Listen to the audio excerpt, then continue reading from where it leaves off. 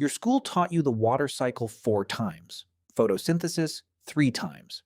The exact date the Treaty of Versailles was signed, but nobody, not once in 12 years of mandatory education, sat you down and explained what a compound interest curve actually does to a dollar left alone for 30 years.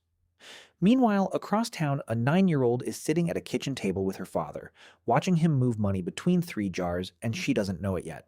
But she just received an education that will outperform most college finance electives. This isn't about being born rich. Some of the wealthiest families you'll ever study started with almost nothing. What separates them isn't the money they had, it's what they quietly taught in kitchens and car rides and grocery store aisles that nobody else was teaching at all. 7 specific habits, not vague mindset advice, not believe in abundance nonsense. Actual, teachable, repeatable behaviors that wealthy parents drill into their kids so early and so consistently that by the time those kids are adults, the habits don't even feel like habits anymore. They feel like instinct. And the wildest part is that every single one of these is something you can start doing today for yourself or for someone in your life, regardless of your current income. None of them require money to teach. They require repetition. Let's start with the one that changes everything else on this list. Habit 1, they make money visible instead of mysterious. In most households, money is a closed subject. It happens somewhere behind a closed door, discussed in hushed tones, and children absorb exactly one message from that silence. Money is something adults worry about, not something you're allowed to understand. Wealthy families do something different, and it's almost embarrassingly simple. They talk about money in front of their kids. Not the family's entire net worth over cereal, but the mechanics. A parent explaining out loud why they're choosing the store brand over the name brand. A parent walking a 10-year-old through a grocery receipt and asking which items actually mattered. A parent explaining in real time why they're not buying something even though they technically could afford it. This single habit does something schools cannot replicate because schools teach money in the abstract. A worksheet about compound interest means nothing compared to watching your father actually calculate it out loud while deciding whether to pay off a card early. The child raised around visible money develops a completely different relationship with financial decisions. Not because they memorized formulas, because they watched reasoning happen in real time, over and over, until the reasoning became their own internal voice. The child raised around invisible money develops something else entirely: anxiety. Because money remains a mystery box that occasionally produces stress in their parents' faces with no visible cause and no visible logic. That child grows into an adult who either avoids looking at their accounts entirely or checks them compulsively because they never learned that financial decisions can be reasoned through calmly instead of feared silently. Habit 2, they separate wants from needs, constantly, out loud. This sounds almost too simple to matter, and that's exactly why most families skip it. Wealthy parents don't just privately distinguish between wants and needs. They narrate the distinction constantly in small moments that seem unimportant. Standing in a store, a child asks for something. Instead of an automatic yes or no, the parent asks a question back. Is this something you need or something you want? Not as punishment, as practice. Over hundreds of repetitions across years, this single question becomes internalized so deeply that the child eventually asks it of themselves automatically without a parent present. Contrast this with how most households handle the same moment. Either an automatic yes, which teaches that desire and acquisition are the same thing, or an automatic no, usually framed around cost, which teaches that wanting things is somehow shameful. Neither extreme builds the actual skill, which is discernment. The wealthy household isn't teaching restriction, it's teaching evaluation, and evaluation, repeated enough times in childhood, becomes the default operating system of an adult brain making 6-figure decisions decades later. Habit 3. They let kids fail with small amounts of money early. Here's something that sounds almost counterintuitive. Wealthy parents let their children lose money on purpose, not through negligence, through design. A child given a small allowance and told explicitly that this money is theirs to manage will eventually make a bad decision with it. They'll spend it on something that breaks in a week. They'll lend it to a friend who never pays it back. They'll save for something and then impulsively blow the savings on something else entirely. And the wealthy parent watching this happen does something that feels almost unnatural. They let it happen. They don't bail the child out. They don't replace the lost money. They ask questions afterward. What happened? What would you do differently? What did that feel like? This single pattern, repeated through childhood, builds something no lecture can build: a personal, embodied understanding of consequence. The kid who never loses their own money at 8 years old is the adult who loses considerably more at 28, because the first real financial mistake of their life happens at a scale that actually matters. Wealthy families front-load the tuition of financial failure while the stakes are still trivial. Everyone else pays that tuition later when the stakes are a car loan or a credit card or an investment that seemed too good to check carefully. Habit 4, they treat debt as a tool, not a personality. Most households talk about debt in one of two ways: either total avoidance, treating any borrowed money as dangerous and shameful, or casual normalization, treating debt as simply how adult life works. Wealthy families teach something more precise. They distinguish explicitly between debt that builds and debt that drains. A child in this household hears specific language. This debt is for something that will be worth more later. This debt is for something that will be worth less the moment we walk out of the store. The distinction gets reinforced across years until the adult version of that child instinctively evaluates any borrowing decision through that same lens. Is this debt buying me an asset or a depreciating object? Is this debt a bridge to something bigger or a hole I'm filling with borrowed money? Compare that to the adult who was never taught this distinction, who treats all debt identically, either terrified of every loan regardless of purpose, or comfortable with every loan regardless of purpose. Both versions make expensive mistakes, just in opposite directions. The wealthy habit isn't about avoiding debt entirely. It's about developing a precise internal filter for what kind of debt is actually working for you. Habit 5. They normalize delayed gratification as a skill, not a punishment.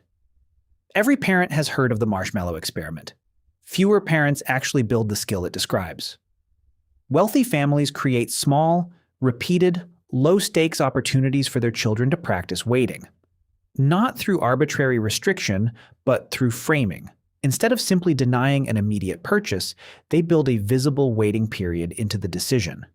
If you still want this in 2 weeks, we'll revisit it.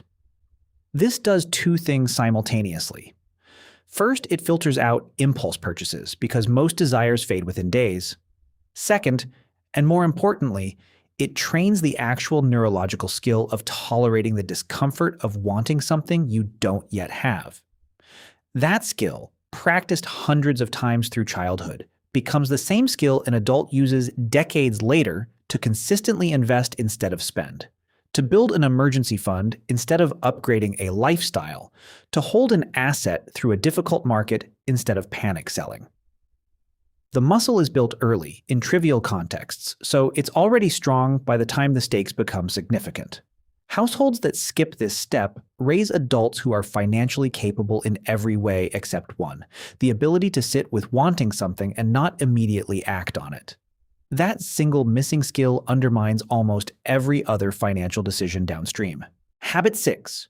They model long-term thinking. Through small visible rituals. Wealthy families rarely explain compound interest through a lecture. They demonstrate it through ritual. A jar that's been growing on a shelf for years, visibly, that the child watches accumulate slowly over time.